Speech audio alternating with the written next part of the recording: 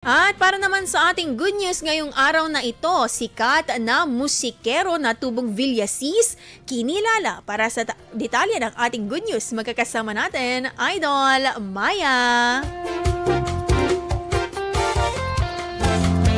Oktubre na, minumulto ka na rin ba ng damdamin mo? Yan ang bukang bibig ng kabataan mula sa 2025 hit na Multo ng pop rock band na Cup of Joe. Ang mga tumatak na liriko at melodiya ay mula sa malikhaing isip ng bokalista at Pangasinense na si Gian Bernardino. Kamakailan lamang ay bumisita si Gian sa kanyang hometown sa Villasis, kung saan buong puso siyang sinalubong ng mga kawani ng lokal na pamahalaan at ginawaran pa ng Certificate of Recognition dahil sa kanyang outstanding contribution sa mundo ng musika. Nakilala ang Cup of Joe sa kanilang relaxed music style na sinabayan pa ng magandang boses ni Gian, dahilan kaya isa sila sa mga paborito ng Gen Z ngayon. Ang kanta nilang Multo ang nangungunang longest running top song sa Philippine chart sa loob ng 27 linggo sa pinaka-latest na talaan sa bansa ngayong Oktubre. Nagsisilbing isang inspirasyon si Gian lalo na sa mga kababayan nito sa Villasis na sa taglay na talento, pagsinamahan ng dedikasyon, sipag at tiyaga ay makakamit ang iyong mga pangarap.